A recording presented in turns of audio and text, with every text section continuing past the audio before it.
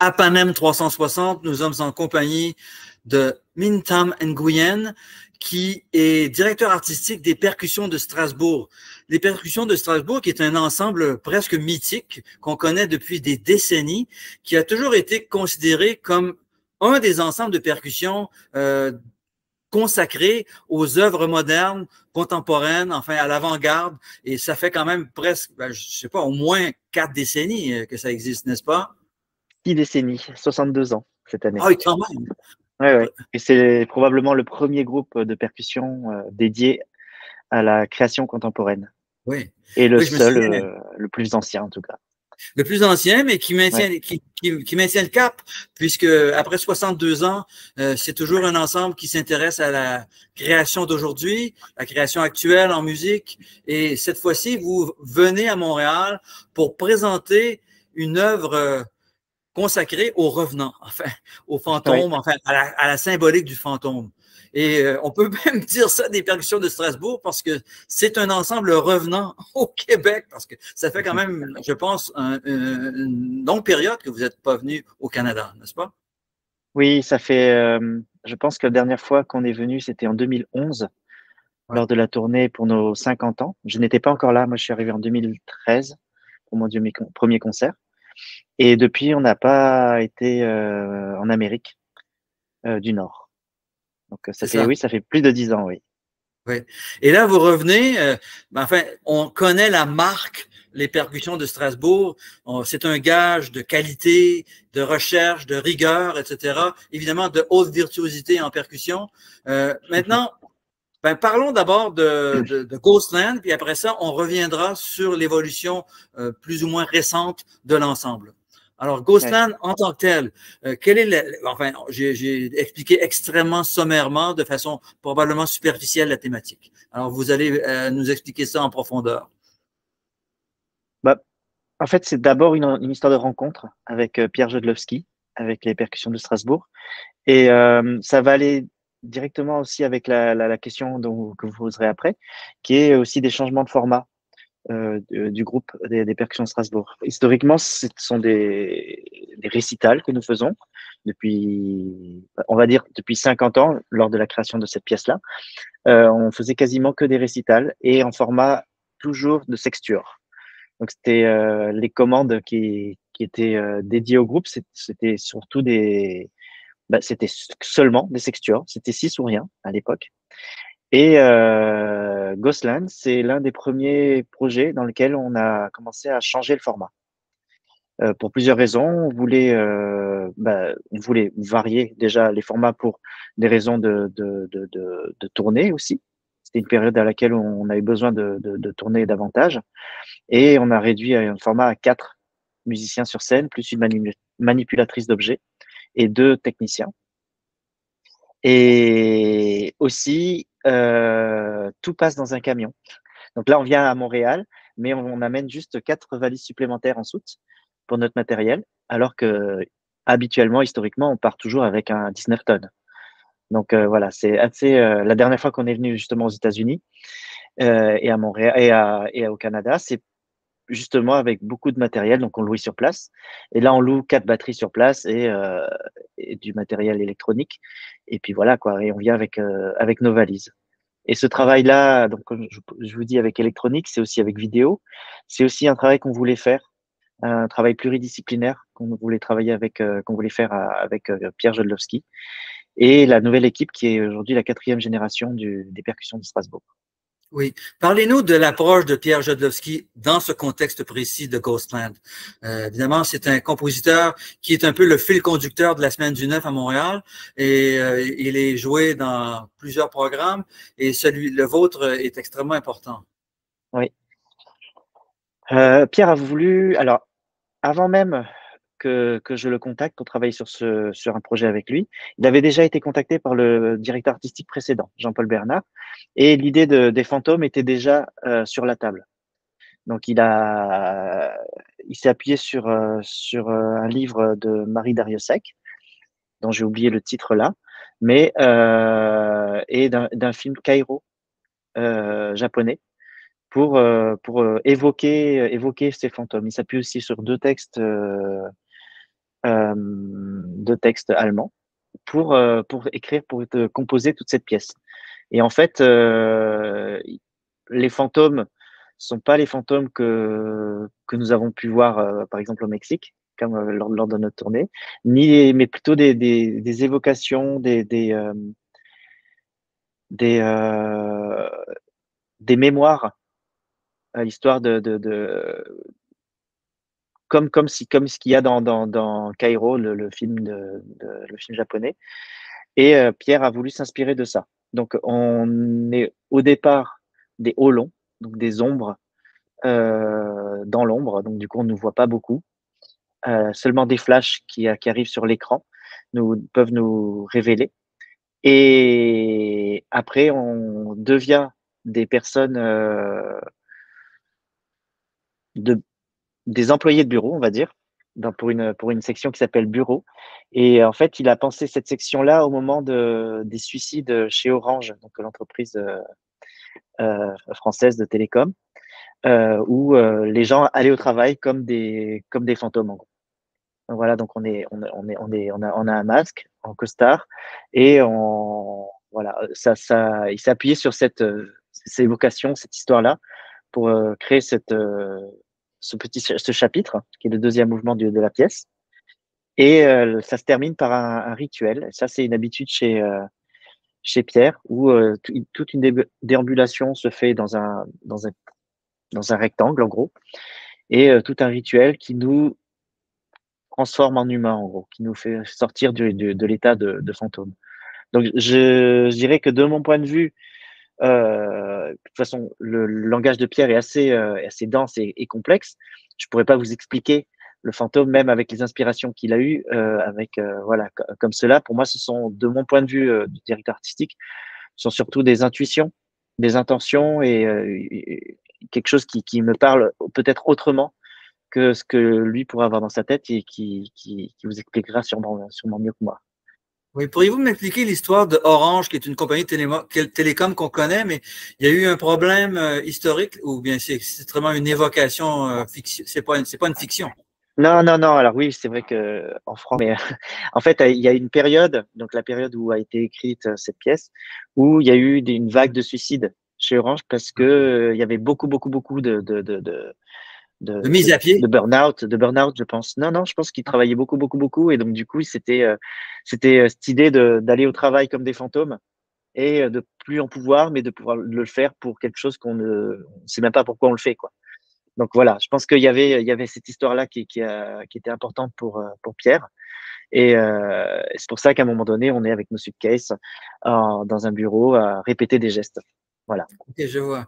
Maintenant, vous dites que vous avez réduit, vous préférez des formats plus compacts. Enfin, dans ce cas-ci, à tout le moins, puisque, comme vous l'avez expliqué, tout au long de l'histoire des percussions de Strasbourg, c'était le attirail complet avec un 18 roues qui arrivait avec tout, les batteries, les timbales, les timbales, les cymbales, enfin tout. Puis les marimbas. Et cette fois-ci, vous incluez de la percussion électronique aussi. Donc, Oui. si je comprends bien. Donc, vous vous adaptez à l'électro puis aux éléments percussifs qu'on trouve dans l'électronique quand même depuis l'invention du beatbox. Bah, en réalité, oui, on varie les formats non pas pour réduire, uniquement pour des questions de production, mais aussi parce que on voulait diversifier aussi nos propositions. Je le disais, on était souvent dans du récital et là, on est dans du pluridisciplinaire. C'est-à-dire qu'il y a vidéo, son électronique, temps réel, évidemment musicien, et puis il y a un travail aussi de présence scénique. Donc tout ça, c'est assez nouveau. C'était assez nouveau aux Percussions de Strasbourg en 2016. Et c'est ça aussi que j'ai voulu apporter dans le groupe pour aussi prendre un peu des risques avec les musiciens pour aller dans d'autres sphères où on n'avait pas l'habitude d'aller. Donc après, c'est vrai que le nombre de personnes est réduit d'une personne, en l'occurrence, mais à cette période-là, on a décidé de passer des formats de sextuor uniquement à du duo jusqu'aujourd'hui, jusqu'à 10 personnes sur scène, sur notamment la pièce de Ryoji Ikeda. Donc voilà, on ne fait pas que réduire, on s'adapte justement au projet avec des créateurs avec qui on travaille. Et il y a là, effectivement, peut-être la contrainte de ne pas exclusivement voyager avec un 19 tonnes, un 18 roues, comme vous dites. Donc là, ce projet était en format plus réduit en termes d'instruments, mais d'autres projets sont aussi dans cette situation-là pour des raisons, plein de raisons. En fait, c'est difficile aujourd'hui de partir avec un camion de 19 tonnes, pour des raisons écologiques, pour des raisons, enfin, pour plein de choses. On essaye aussi de s'adapter à tout ça. Oui, en même temps, vous êtes de votre génération, c'est-à-dire que vous arrivez avec une culture électronique et une culture d'instruments. Alors, donc, c'est normal que vous puissiez faire une sorte de symbiose entre l'approche électro et l'approche de virtuosité instrumentale. N'est-ce pas? Après, je vous cache pas qu'on aurait dû, les percussions de Strasbourg ont toujours été précurseurs dans la création. Donc, je dirais qu'ils auraient déjà dû travailler énormément avec l'électronique. Et si, ils l'ont fait, en fait. Ils l'ont fait, mais ils ont pas continué sur ce chemin-là. Ils ont resté dans le travail acoustique, mais ils ont fait beaucoup de productions avec électronique. À l'époque, évidemment, ils étaient copains avec Boulez, donc du coup, ils ont fait plein de choses avec l'électronique très tôt avant que, bien sûr, nous, on arrive. Nous, on a une autre culture électronique, on va dire. Et comme Pierre, en fait, Pierre a la culture électronique autodidacte, comme ce que nous voyons aujourd'hui. Mais on a travaillé énormément avec l'IRCAM, où il fallait à chaque fois des techniciens spécialisés dans l'électronique, parce que c'était des choses bien complexes. Donc, on va dire que l'électronique n'est pas nouvelle chez les percussions de Strasbourg, mais toujours différente. Donc, ce travail avec Pierre, c'est une électronique un peu différente avec des jeunes interprètes qui ont l'habitude de cette électronique-là. Oui. Est-ce qu'il y a de la diffusion modulée en temps réel, c'est-à-dire que ce ne sont pas des pré-enregistrements ou des motifs qui ont déjà été produits électroniquement avant la performance en temps réel? Est-ce qu'il y a aussi des interventions sur place, in real time? Non, pas dans ce projet-là. Dans ce projet-là, tous les sons sont enregistrés, ils sont déclenchés, mais il n'y a pas de traitement en temps réel. Donc, les micros sont là pour amplifier. Et en même temps, ce que voulait Pierre dans ce projet, c'était vraiment un esprit rock. Donc, les micros sont là pour amplifier de manière rock, en fait. Les batteries qui sont sur scène, mais vous aurez dans la bande des sons de guitare électrique, par exemple, qu'on n'a pas, nous, physiquement.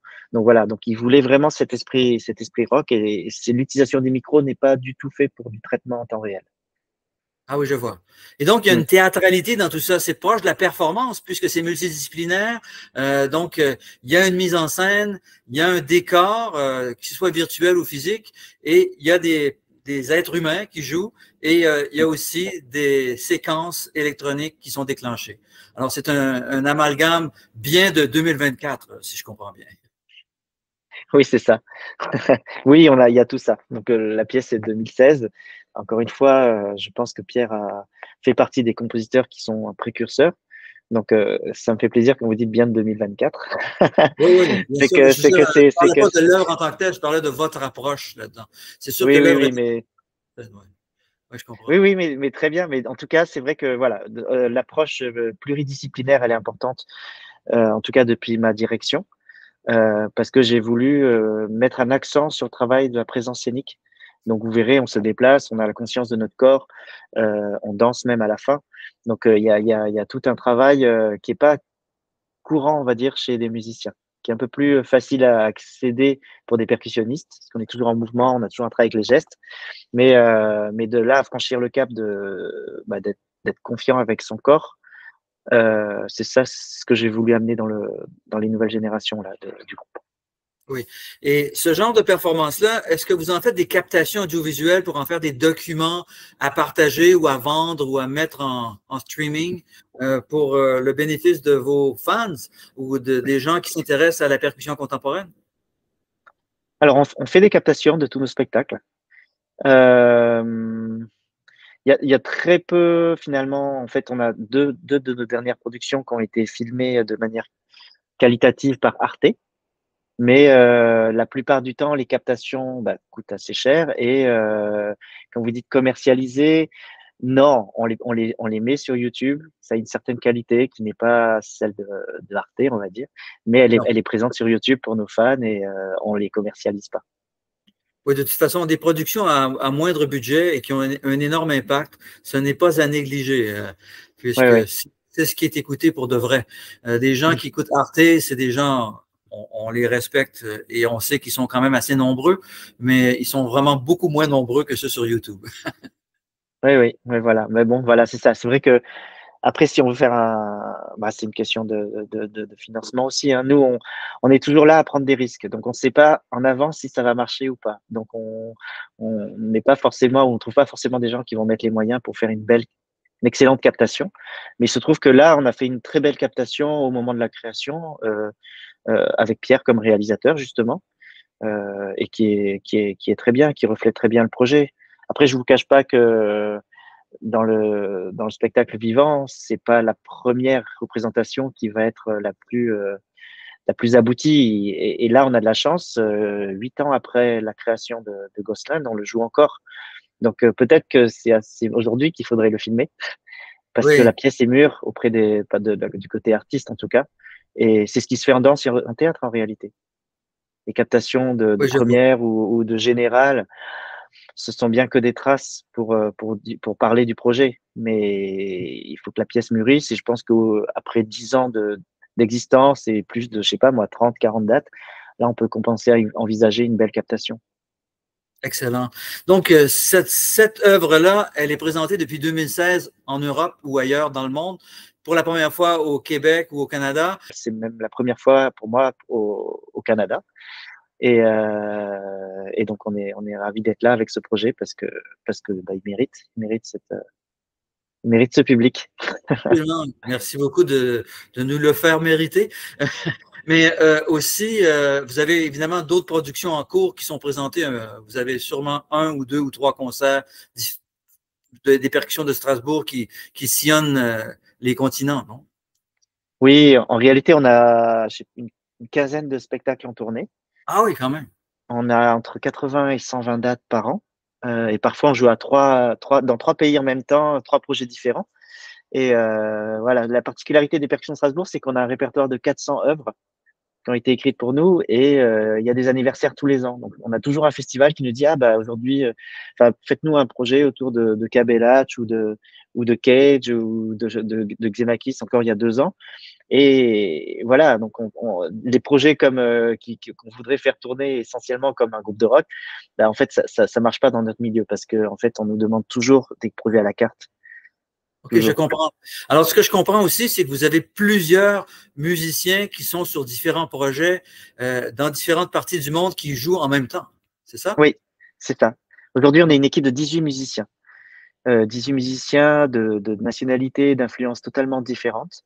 Et grâce à ça, j'arrive à composer des équipes qui sont spécifiques au projet. Des projets qui sont spécifiquement électro ou improvisation ou classique ou baroque ou contemporain, voilà, très moderne.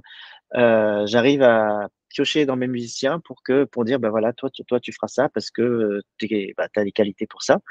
Et ça permet une certaine fraîcheur aussi lors des répétitions et des représentations. Parce qu'on a quand même beaucoup de dates et vraiment un répertoire énorme. Donc, c'est vraiment impossible, avec seulement 6, comme à l'époque, musiciens, de jouer tout le répertoire que l'on porte aujourd'hui. À Montréal, on sera 4 musiciens et une manipulatrice d'objets, parce qu'il y a, voilà, il y a une manipulatrice d'objets dans le spectacle, et 3 techniciens. OK. Donc, c'est une des équipes qui se produit en ce moment sur Terre. Oui, exactement. Exactement. Excellent. Mintam Nguyen, directeur artistique des percussions de Strasbourg, merci beaucoup. Bienvenue à Merci à Montréal. vous. Merci à vous et à très vite alors. À très, très vite. Au revoir. Ouais, au revoir.